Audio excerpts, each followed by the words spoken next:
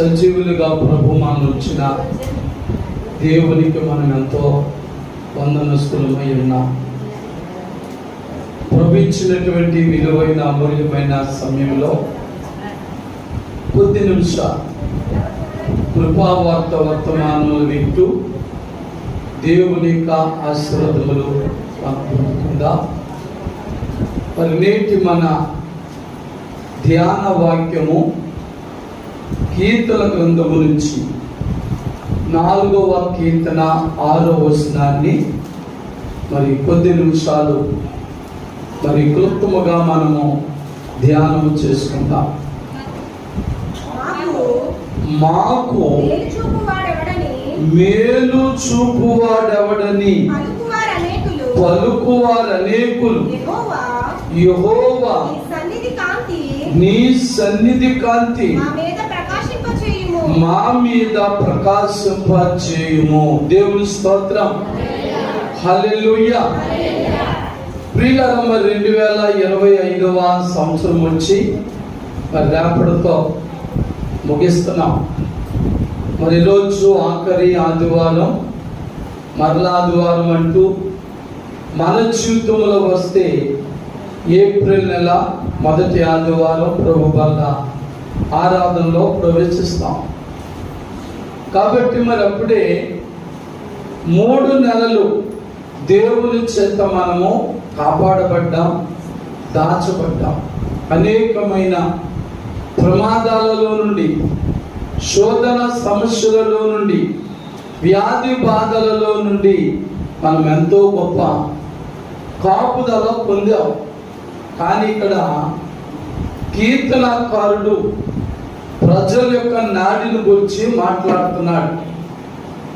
దేవాతి దేవుడును ప్రభువును రక్షకుడైన యేసుక్రీస్తు వారు మానవుని జీవితంలో ఎన్నెన్నో అద్భుత కార్యములు, ఆశ్చర్య కార్యములు, బలమైన కార్యములు చేస్తున్నప్పటికీ కూడా మానవుడు పలికేటువంటి ఒక మాట ఈ 6వ వచనం మొదటి లైన్లో మనం చదివాం. ఏమాట? మాకు మేలు చూపువాడెవడని పలుకువారు అనేకులు. ఆలోచన చేద్దాం ఈ మాట నిమిషం. లోకములో మానవులు పలికే మాట, ఇదే మాట నేటి సంఘములలో కూడా చాలా మంది పలుకుతున్నారు. మాకు మేలు చూపువాడు ఎవరు? మాకు మేలు చేసేవారు ఎవరు అంటే, మానవుని దృష్టిలో క్రైస్తవులు, విశ్వాసులు, సంఘ బిడ్డల జీవితములలో చాలా మంది ఇలాంటి అనుమానపు మాటలు పలుకుతున్నారు. ఏమాట? మాకు మేలు చూపువాడు ఎవరని పలికేవారు చాలా మంది ఉన్నారు. మరి 2025వ సంవత్సరం మార్చ్ ఆఖరి ఆదివారంలో ప్రవేశించిన నీవు ఒక ప్రశ్న వేసుకో. ఈ మాట విషయంలో నీ మనసు, నీ భక్తి, నీ ప్రార్థన, నీ హృదయం ఏ రీతిగా ఉందో పరీక్షించుకుందా? లేదా ఈ వాక్యములో రాయబడిన ప్రకారముగానే అనేకులు ఈ లోకులు పలికే రీతి గాని మరి నీవు నేను కూడా క్రైస్తవ బిడ్డగా, దేవుని బిడ్డగా మరి మాకు మేలు చూపువాడు ఎవడని పలుకుతున్నావా? అలా పలికితే మరి నీలో నాలో ఏమి లేనట్లు తెలుసా? విశ్వాసము లేదు, బలమైన స్థిరమైన భక్తి లేనట్టు. ఎందుచేతనంటే ఈ మాటలో ఉన్న భావం, ఏదైనా ఒక మేలు పొందాలంటే మరి వాక్య భాగం ద్వారా ఇతరుల మీద మనము ఆధారపడుతున్నట్లుగా కనపడుతుంది. మా కష్టం వచ్చినప్పుడు, శోధన వచ్చినప్పుడు, సమస్యలు వచ్చినప్పుడు, లోటులు వచ్చినప్పుడు, కొదులు వచ్చినప్పుడు నాకు బంధువులు ఉన్నారు, మిత్రులు ఉన్నారు, స్నేహితులు ఉన్నారు, శ్రేయభిలాషులు ఉన్నారు, వారు ఉన్నారు, వీరున్నారు, ఎవరు కూడా నాకు మేలు చేయటం లేదని పలుకుతున్నారు. లేదా చెప్పుకోవడం నాకు ఎంతో మంది ఉన్నారండి, ఎవరు మేలు చేయటం లేదు. ఎంతో మంది బలగం, ఎంతో మంది కుటుంబం ఉంది, కానీ ఎవరు నాకు ఏమేలు చేయట్లేదని పలికేవారు లేదా పిల్లరా ఉన్నారు. కానీ ఈ వాక్యమును బాగా మనము ఆలోచన చేసినట్లయితే క్రైస్తవ బిడ్డలుగా, దేవుని బిడ్డలుగా ఏ విషయంలో కూడా మనం మనుషుల మీద ఆధారపడకూడదు. చెప్పండి, ఏ విషయం మీద కూడా మనుషుల మీద ఆధారపడకూడదు. పాటలు పాడతాం, ఆధారము నీవేనయ్యా అనే పాటలు పాడతాం, కానీ దేవుని మీద మనం ఆధారపడలేము. దేవుని బిడ్డలారా, ఈ కడవరి దినములలో, ఈ అంత్య దినములలో, ఈ అపాయకరమైన దినములలో మరి నీవు నేను ప్రతివారు కూడా దేవుని మీద ఆధారపడాలి. దేవుని స్తోత్రం. బంధువులున్నా, మిత్రులున్నా, స్నేహితులున్నా, కుటుంబీకులున్నా, తల్లిదండ్రులున్నా, అన్నదమ్ములున్నా, అక్క చెల్లెళ్ళున్నా, నాన్న వారు ఎంతో మంది చెప్పుకోవడానికి మనకు ఉన్నప్పుడే కూడా వారి మీద కాదు మనం ఆధారపడవలసింది, యేసయ్య మీద ఆధారపడాలి. ఎందుకంటే మన ఆధారం యేసయ్యే. దేవుని స్తోత్రం. మన ఆధారం ఎవరండి? యేసయ్యే. మరి అలాంటి యేసయ్య మీద మనం ఆధారపడినప్పుడు ఈ మాట మనం పలకం. నాకు మేలు చూపువాడు ఎవరు లేరని పలకమే కాదు, మన పట్టు మేలు చేసేవాడు ఒక ఆయన ఉన్నాడు. ఎవరైనా ప్రభు అయినా యేసుక్రీస్తు. మరి ఆయన ఎవరికి మేలు చేస్తానంటున్నాడు? ఎవరికి మేలు కలుగు చేసే దేవుడు అంటే విప్రసేదు గాని కీర్తనపడి అంటాడు, యథార్థముగా ప్రవర్తించే వారికి ఆయన ఏ మేలు చేయక మానడు. ప్రియులారా, మనము మనుషుల మీద ఆధారపడి వాళ్ళది చేయలేదు, వీరిది చేయలేదు అని చెప్పడానికి గల కారణం ఏంటంటే మనము దేవుని మీద ఆధారపడలేకపోతున్నాం. మరి దేవుని మీద ఆధారపడలేకపోవడానికి గల కారణం ఏంటంటే మనలో ఉన్న లోటు పొదువ ఏంటంటే యథార్థత. చెప్పండి, ఏంటండి? యథార్థత. మరి బైబిల్ చెప్తున్న మాట ఏంటి? యథార్థవంతులకు ఏ మేలు చేయక మారలేదు. ఏ విషయంలో యథార్థత? నేను ఉండలేకపోతున్నానండి, నేను యథార్థంగా ఉండాలనుకుంటున్నాను, ఉండలేకపోతున్నాను, యథార్థంగా జీవించలేకపోతున్నాను, యథార్థంగా మాట్లాడాలనుకుంటున్నాను, మాట్లాడకపోతున్నాను అని సాకులు చెప్పవద్దు. అక్కడ బైబిల్ చెప్తున్న గొప్ప మాట, ఏ విషయంలో మనం మొదటగా యథార్థవంతులుగా ఉండాలంటే ఆరాధన విషయంలో, భక్తి విషయంలో, ప్రార్థన విషయంలో మనం యథార్థవంతులుగా ఉండాలి. అనేక సార్లు చెప్తాను. యోహాను సువార్త 4వ అధ్యాయము 24వ వచనంలో చెప్పండి, యథార్థమైన ఆరాధనే గనగా దేవుడు ఆత్మ గనుక ఆయనను ఆరాధించువారు ఆత్మతోను సత్యముతోను ఆరాధించవలెను. దేవుని స్తోత్రం. హల్లెలూయా, హల్లెలూయా. యథార్థంగా ప్రవర్తించడం అంటే ఇది మనం మొదట నేర్చుకోవాలి. అప్పుడు నీవు ఏ విషయంలో యథార్థముగా ఉండాలనుకుంటున్నావో అన్ని విషయాల్లో కూడా యథార్థముగా ఉండగలవు. మొదట మన జీవితంలో భక్తిలోనే యథార్థముగా ఉండలేకపోతున్నాం, ప్రార్థనలోనే యథార్థంగా ఉండలేకపోతున్నాం. మరి శుక్రవారం, ఆదివారం, బుధవారం మందిరానికి రావడంలోనే యథార్థముగా ఉండలేకపోతున్నాం. ఇంకా మనుషులు ఎదుట ఎలా యథార్థంగా ఉండగలం? లోక విషయాల్లో ఎలా యథార్థంగా ఉండగలం? కనుక పిల్లగా ఆయన యథార్థముగా ప్రవర్తించు వారికి మేలు చేసేవాడు కనుక ఏ విషయంలో మొదట మనం యథార్థవంతులుగా ఉండాలి అంటే దేవుని ఆరాధించడం విషయంలో. దేవుని స్తోత్రం. హల్లెలూయా. మరి నీ భక్తి నా భక్తి కూడా యథార్థంగా ఉందా? మరి యథార్థముగా మన భక్తి ఉంటే ఆయన ఏ మేలు చేయక మానడు. యథార్థమైన భక్తి, యథార్థమైన ప్రార్థన, యథార్థమైన ఆత్మతో సత్యముతో ఆరాధన చేయక, మరి యథార్థముగా ప్రవర్తించు వారు దేవుని ఎలా ఆరాధిస్తారు? ఆత్మతోనూ సత్యముతోనూ. దేవునికి కావలసింది అలాంటి ఆరాధన. కానీ మరొక రిఫరెన్స్ చెప్తాను, తీయొద్దు. అపోస్తలుల కార్యాల్లో రాయబడిన మాట ఏంటంటే, ఈ జనులు తమ పెదవులతో నన్ను ఘనపరుచుదురు గాని వారి పెదవులు నాకు దూరముగా ఉన్నవి అంటారు.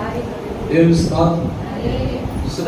అంటే ఇప్పుడు చెప్పండి, దేవుని మనము ఆత్మతో సత్యముతో ఆరాధిస్తున్నట్లా, లేకపోతే అవసరతను బట్టి అవకాశాన్ని బట్టి దేవుని దగ్గరికి రావాలి బట్టి ఆరాధన చేయాలి బట్టి ఏదో మరి ఆరాధన చేస్తున్నామా?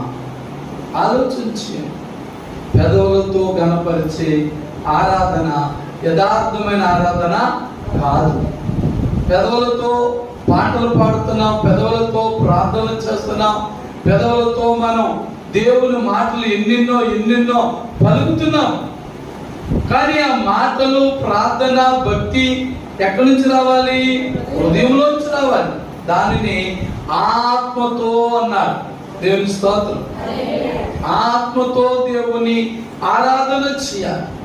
మనస్ఫూర్తిగా, హృదయపూర్వకంగా, నీ మనసులో ఎటువంటి అనుమానములు, సందేహములు ఏవి కూడా, అపోహలేమి లేకుండా హృదయంలో స్థిరమైన బలమైన నమ్మకం ఉండాలి, విశ్వాసం ఉండాలి.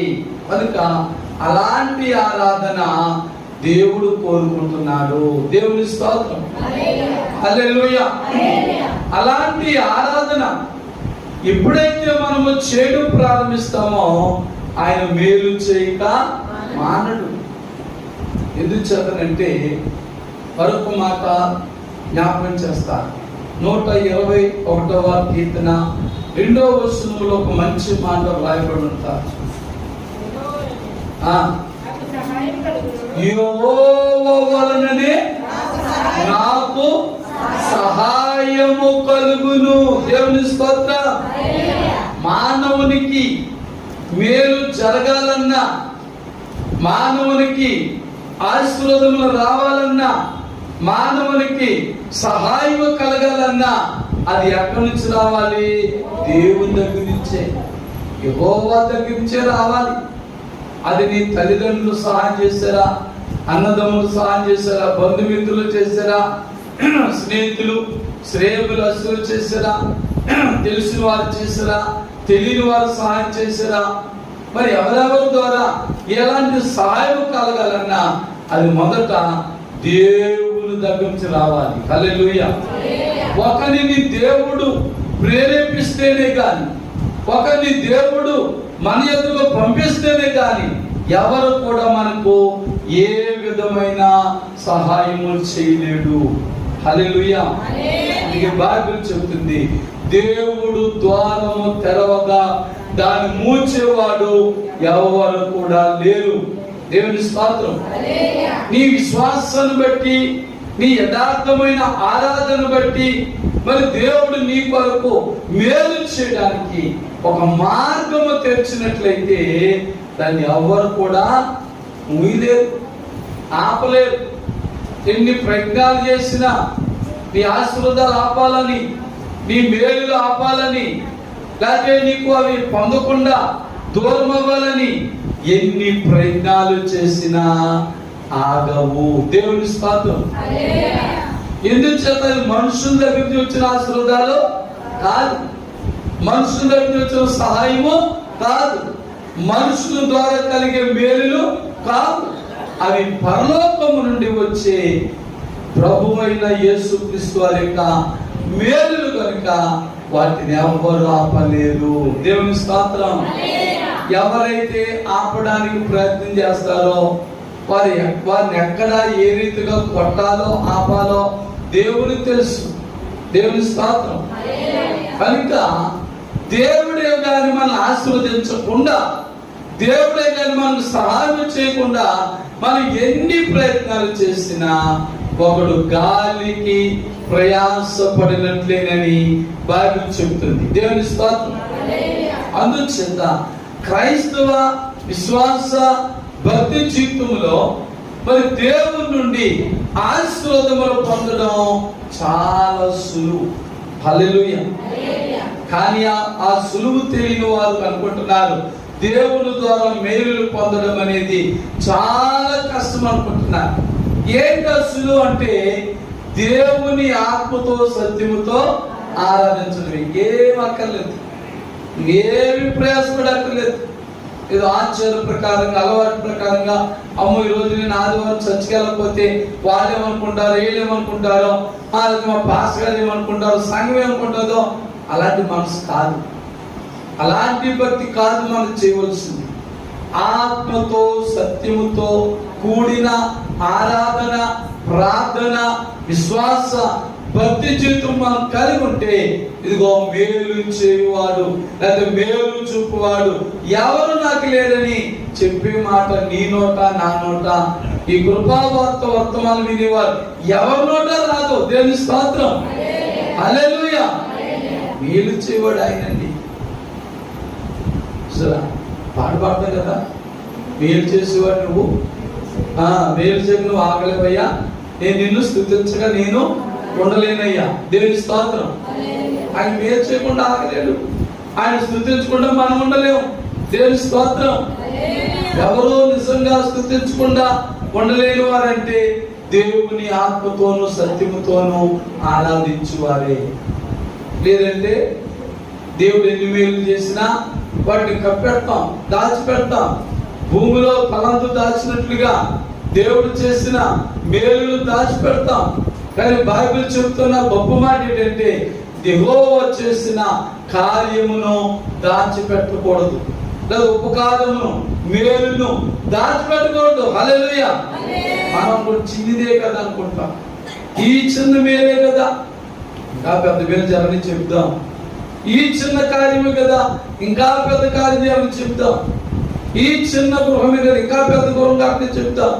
ఈ చిన్న ఉద్యోగం కదా, ఇంకా పెద్ద ఉద్యోగాలు చెప్తాం. ఈ చిన్న వ్యాపారం కదా, ఇంకా పెద్ద వ్యాపారాలు చెప్తాం. మన దృష్టిలో చిన్నవి అనుకున్నవే బైబిల్లో చెప్తున్న గొప్ప మాట, చిన్ని చిన్ని వస్తువులే గొప్ప గొప్ప కార్యములు చేయను. దేవుని స్తోత్రం. అదే మాట ప్రభు అయిన యేసుక్రీస్తు వారు మరి ఏమంటారు? మత్తయి సువార్త 25:30 చదివితే ఈ కొంచెములో నీవు నమ్మకంగా ఉన్నావు. దేవుని స్తోత్రం. నేను అనేక వాటి మీద నియమిస్తానంటాడు. హల్లెలూయా. అద్భుతాలు చేసే దేవుడు. బైబిల్ చెప్తున్న గొప్ప సత్యాలు ఆ చిన్న విషయంలోని నీవు నేను నమ్మకంగా ఉండాలి. ఆ చిన్న మేలులోని ఒకవేళ మనం అనుకుంటాం ఈ చిన్నదానికి ఎంత పెద్ద సాక్ష్యమా, ఈ చిన్న మేలుకే ఎంత గొప్ప పార్టీయా అనుకున్న ఒకవేళ మానవులు అనుకోవచ్చు తెలియక. కానీ మనం అలా అనుకోకూడదు. ఆ చిన్న దానిలో నమ్మకంగా మనం ఉన్నప్పుడే అనేక మేలు చేయడానికి, అనేక ఆశీర్వాదాలు ఇవ్వడానికి, అనేకమైన అద్భుత కార్యములు చేయడానికి ప్రభు సిద్ధంగా ఉన్నారు. హల్లెలూయా. ఆ చిన్న విషయంలోనే మనం పొరపాటు చేసి దేవుడిచ్చే అతి ప్రాముఖ్యమైన ఆశీర్వాదాలన్నీ పోగొట్టుకున్నాం. హల్లెలూయా. హల్లెలూయా. కనుక మనము మన నోటంట, క్రైస్తవుల నోటంట ఈ 6వ వచనములో ఉన్న మాట రాకూడదు. మేలు మాకు మేలు చూపువాడెవడని పలుకువారు అనేకులు ఉన్నారు, వారిలో నీవు నేను ఉండకూడదు. హల్లెలూయా. చాలా మంది ఉన్నారు లోకంలో, సంఘంలో. నాకు తెలుసు పాస్టర్ గారు ఏంటండి, మీరెంత ప్రార్థన చేసిన కార్యం జరగలేదు, మేమెంత ప్రార్థన చేసిన కార్యం జరగలేదు, మేమెంత కరెక్ట్గా నమ్మకంగా మందిరానికి వస్తున్నా, ఎందుకు మాకు మేలు జరగలేదండి అని చాలా మంది అడుగుతుంటారు. ఆ మాటకి ఏం చెప్పాలో నాకు తెలియక చిన్న చిరునవ్వు ఊరుకుంటుంటారు. దేవుని స్తోత్రం. మరి చెప్పాలంటే బోర్డు ఉన్నాయి. మరి ఆ మేలు పొందలేకపోవడం కారణం ఎవరు? దేవుడు కాదు, పాస్టర్ గారు కాదు, సంఘం కాదు. మరి నీ హృదయం సరిలేదు కాబట్టి.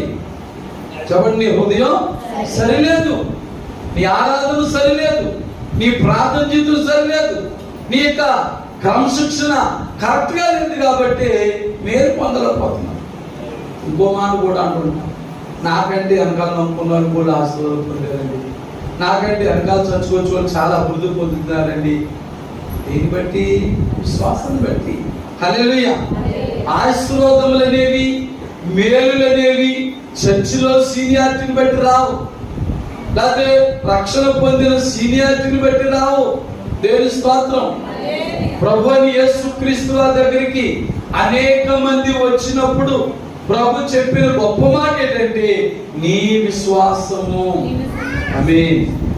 స్వస్థత కొరకు వచ్చి వాళ్ళు అనేవారు, నీ విశ్వాసమే నిన్ను స్వస్థపరచు. నమ్మితే స్వస్థత, నమ్మకపోతే 18 సంవత్సరాలు 35 సంవత్సరాలు బైబిల్ ఉన్నారు మన స్నేహితులు, వాళ్ళందరూ సంవత్సరాలు పెట్టేసి మరి నమ్మిన వారు క్షణంలో మేలు పొందారు. అందుచేత పిల్లరా, దేవుని ద్వారా మేలు పొందడం అనేది నువ్వెంత క్రమంగా వస్తున్నావు అన్నది కాదు, ఎంత సిన్సియర్గా దేవుని ఆత్మతో సత్యముతో ఆరాధన చేస్తున్నావో జ్ఞాపకం చేసుకో. ఒకవేళప్పుడు 2025వ సంవత్సరంలో 3 నెలలు గతించిపోతున్నాయి. ఇంకా మన హృదయంలో, మన జీవితంలో, మన బ్రతుకులో స్థిరమైన బలమైన భక్తి లేకపోతే మరలా 4వ నెల మొదటి ఆదివారం రాకముందే మనలను మనం సరి చేసుకోవాలి. దేవుని స్తోత్రం. హల్లెలూయా. మన భక్తిని, మన విశ్వాసాన్ని, మన ప్రార్థన జీవితాన్ని మనను మనం ఒకసారి సరి చేసుకోవాలి. హల్లెలూయా. అలా సరి చేసుకుంటే ఈ మాట మన నోట ఎన్నడూ రాదు. దేవుని స్తోత్రం. కాబట్టి మన సంఘం, మన బిడ్డలు, మనమంతా కూడా మరి ప్రభు ద్వారా గొప్ప మేలు పొందేవారుగా ఉండాలని ఈ మొదటి మాటగా నేను మీకు తెలియజేస్తా ఉన్నాను. మరి ఇకపోతే రెండో మాట ఏమన్నారు? యెహోవా నీ సన్నిధి కాంతిని నా మీద మా మీద ప్రకాశింపచేయుము. దేవుని స్తోత్రం. గొప్ప మాట బైబిల్ చెప్తున్న మాట. నీ వెలుగును పొందియే మేము వెలుగు చూచుచున్నాం. దేవుని స్తోత్రం. దేవుని ముఖ కాంతి మన మీద ప్రకాశిస్తేనే అభివృద్ధి, ఆశీర్వాదం, మేలు. హల్లెలూయా. ఆయన ముఖ కాంతి మన మీద పడాలి. ఇంకా అర్థమాలంటే సూర్యుడు కాంతి వచ్చి చంద్రుడి మీద పడినప్పుడే చంద్రుడు ప్రకాశించుచున్నాడని సైన్స్ చెప్తుంది. బైబిల్ కాదు సుమా. బైబిల్ ఏంటంటే రాత్రులు ఏలడానికి చంద్రుడిని, పగలు ఏలడానికి సూర్యుడిని దేవుడు చేసేది బైబిల్ చెప్తుంది. పగలు పరిపాలన చేయడానికి, లేకపోతే పగలు వెలిగివ్వడానికి సూర్యుడు, రాత్రులు వెలిగివ్వడానికి చంద్రుడిని దేవుడు చేశాడని బైబిల్ చెప్తుంది. ఒక్క మాట మరి సైంటిస్టులు చెప్పిన మాటలు మనం వింటే, మరి ఆ మాటలకి వెళ్తే సైంటిస్టులు ఏం చెప్తారంటే, సూర్యుడు స్వయంగా ప్రకాశిస్తాడు కానీ చంద్రుడు స్వయంగా ప్రకాశించలేడని చెప్తున్నారు వాళ్ళు. మరి ఎలా ప్రకాశిస్తున్నాడు అంటే, సూర్యుని కాంతి చంద్రుని మీద పడినప్పుడు చంద్రుడు ప్రకాశించి భూమికి వెలిగిస్తున్నాడని చెప్తున్నారు. దేవుని స్తోత్రం. సూర్యుని యొక్క కాంతి చంద్రుని మీద పడినప్పుడే మరి భూమికి చంద్రుడు వెలిగిస్తున్నాడు అంటున్నాడు. ఒకవేళ అదే నిజం అనుకుందాం ఈ వాక్య ప్రకారంగా. ఇక్కడ కీర్తనకాడు ఏం మరి ప్రార్థన చేస్తున్నాడంటే, నీ సన్నిధి కాంతిని మా మీద ప్రకాశింపజే ప్రభు అని ప్రార్థిస్తున్నాడు. దేవుని స్తోత్రం. ఒకవేళ సైంటిస్టులు చెప్పింది ఒక్క క్షణం నిజం అనుకుంటే, మరి నీవు నేను కూడా ప్రకాశించాలంటే దేవుని యొక్క సన్నిధి కాంతి మన మీద పడినప్పుడే మనము ప్రకాశిస్తాం. అప్పటి వరకు కూడా మన బ్రతుకంతా చీకటమయం, అశాంతి, కష్టములు, బాధలు, శోధనలు, ఇబ్బందులు, నిరాశలు, నిస్పృహలతోని మన జీవితం అంతా కూడా సతమతమైపోతారు. అందుచేత దేవుని సన్నిధి కాంతి మన మీద ప్రకాశించాలంటే మన ఇంట్లో ఉండిపోతే మన మీద ప్రకాశించదు, మన వ్యాపారం ఉండిపోతే మన మీద ప్రకాశించదు, మన ఉద్యోగంలో మనం ఉండిపోతే మన మీద ప్రకాశించదు, మన ప్రయాణంలో మనం ఉండిపోతే మన మీద ప్రకాశించదు. ఇరిగమ్మ పొరుగమ్మ వచ్చారని ఆ ముసలమ్మ వచ్చులు పెట్టి ఇంట్లోనే ఉండిపోతే ఆ సన్నిధి కాంతి మన మీద ప్రకాశించదు. కానీ దేవుని మందిరానికి రావాలి. దేవుని స్తోత్రం. దేవుని సన్నిధిలో ఆయన సన్నిధి కాంతి ఉన్నది కనుక ఏ స్థలములైతే ఆయన సన్నిధి కాంతి ఉన్నదో ఆ స్థలమైన దేవుని మందిరానికి మనం వచ్చి మనము కూడా దేవుని ఆత్మతోను సత్యముతోను ఆరాధిస్తే ఆ దేవుని యొక్క సన్నిధి కాంతి మన మీద పడినప్పుడు మనము ప్రకాశిస్తాం. దేవుని స్తోత్రం. అందుకే బైబిల్ అన్నాడు, క్రైస్తవుల్ని దేవుని బిడ్డలు అన్నాడు, మీరు లోకమునకు వెలుగై ఉన్నారు అన్నాడు. చెప్పడేమన్నారు? మీరు లోకానికి వెలుగై ఉన్నారు. మనం అలాగే లోకానికి మనం వెలుగుగా ఉండాలంటే దేవుని యొక్క సన్నిధి కాంతి మన మీద ప్రకాశింపబడాలి. దేవుని స్తోత్రం. హల్లెలూయా. మరి నీ మీద, నీ కుటుంబం మీద దేవుని యొక్క సన్నిధి కాంతి ఉన్నదా?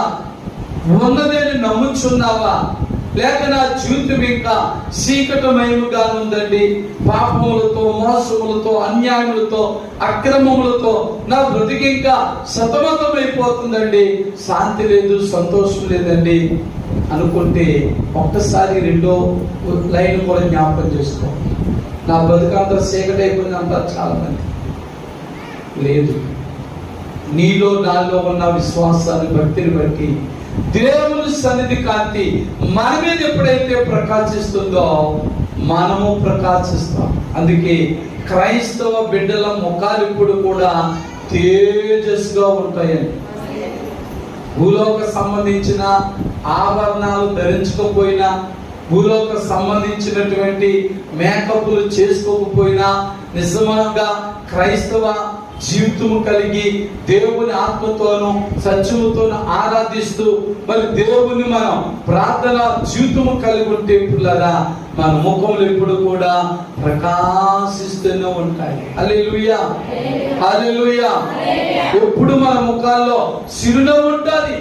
ఎన్ని బాధలున్నా, ఎన్ని శ్రమలున్నా, ఎన్ని కష్టాలున్నా క్రైస్తవుని ముఖం ఎప్పుడు కూడా నవ్వుతూనే ఉంటారు. హల్లెలూయా.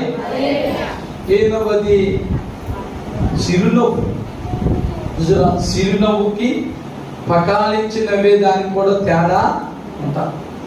పక్క నవ్వేది హేళనతో కూడిన నవ్వు. చిరునవ్వు అనేది మన ముఖానికి అందరిస్తారు. హల్లెలూయా. పకాలించి నవ్వుతే నోట్లున్నా 10.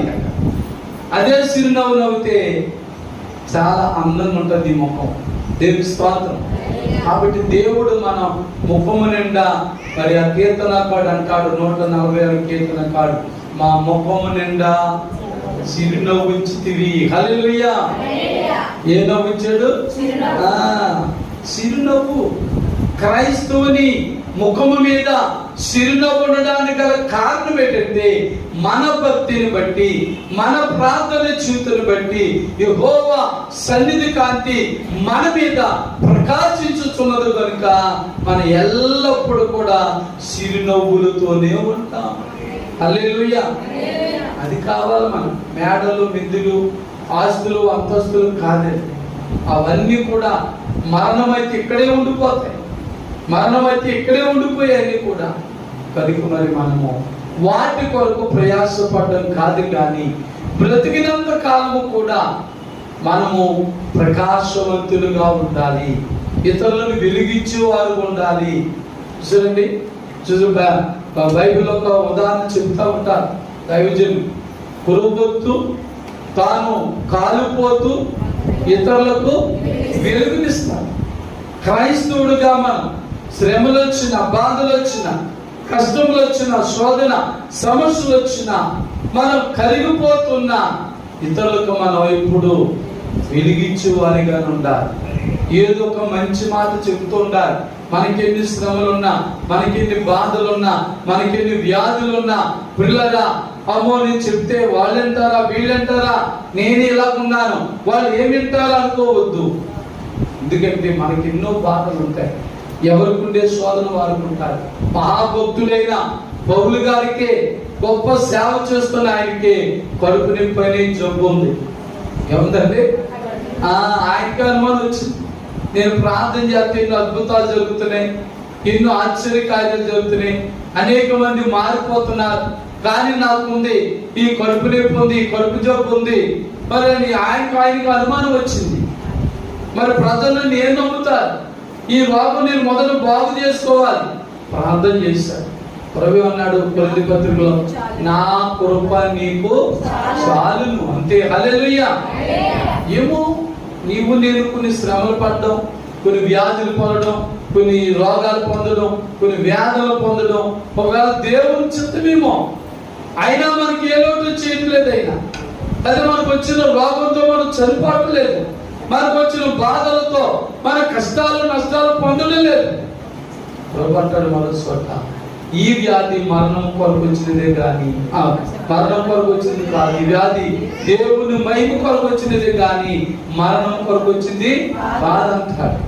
కొన్ని శోధనలు, కొన్ని ప్రమాదాలు, కొన్ని వ్యాధులు దేవుని నామానికి మహిమకరంగానే అవుతాయి తప్ప మనమేదో చనిపోవడానికి రాదు.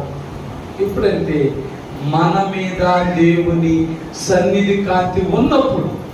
అందుచేత దేవుని బిడ్డలారా, 3 నెలలు గతించిపోతున్న ఈ సమయంలో, సందర్భంలో మన కుటుంబం మీద, మన బిడ్డల మీద, మన కలిగిన సమస్త మీద దేవుని సన్నిధి కాంతి ఉన్నదా లేదా పరీక్షించుకోండి. ఉన్నదంటే దేవుని స్తోత్రం చెప్పండి, లేదంటే ఇప్పుడే మనం మోకరించి ప్రభు సన్నిధిలో, ప్రభువా నీ సన్నిధి కాంతి ఇదిగో ఈ రోజు నుంచైనా నా కుటుంబం మీద, నా భర్త మీద, నా భార్య మీద, నా బిడ్డల మీద, నా వ్యాపారం మీద, నా ఉద్యోగం మీద, నా చదువు మీద, నా కలిగిన పాడి పంటల మీద అనుగ్రహించున్నాయని ప్రార్థన చేద్దాం. దేవుడి మాటలు మన వినికిడిలో దీవించి ఆశీర్వదించినట్లుగా ప్రార్థన చేస్తున్నాం. పిల్లరా, అందరూ కూడా తలలో ఉంచి ప్రభు సన్నిధిలో ప్రార్థించుకుందాం. ప్రేమామయుడా యేసయ్య, మీకే వందనాలు స్తోత్రములు చెల్లిస్తున్నాం. దేవా, ఇదిగోనైనా కీర్తన గ్రంథము నుంచి 4వ కీర్తన 6వ వచనమును నాయన మరి కొద్ది నిమిషాలు మేము ధ్యానం చేస్తాం.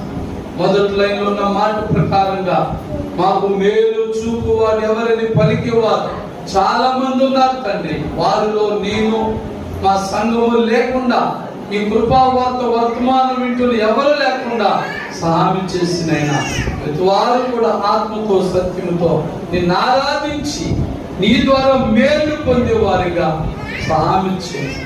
రెండోదిగా నైనా మీ సన్నిధి కాంతి మా మీద ప్రకాశింపజేయమని భక్తులు ప్రార్థించిన ప్రకారముగా నాయన నేను కూడా మాకు మేముగా ప్రకాశించలేము కానీ ఈ సన్నిధి కాంతి మా మీద, మా ముఖముల మీద, మా కలిగిన సమస్త మీద పడినప్పుడే మేము ప్రకాశించగలము తండ్రి. కాబట్టి మీ కృపాకరణ పంపించి నన్ను మమ్మల్ని బలపరచుమని యేసు క్రీస్తు పరిశుద్ధ నామములో ప్రార్థించి వేడుకొనుచున్నాము తండ్రి. ఆమేన్, ఆమేన్. దేవుని స్తోత్రం. హల్లెలూయా, హల్లెలూయా. పిల్లరా, మరింత వరకు ఈ కృపావార్త వర్తమానంలో చక్కగా విన్నా మీ అందరికీ ప్రభుపేరన వందనాలండి. God bless you. ఆమేన్.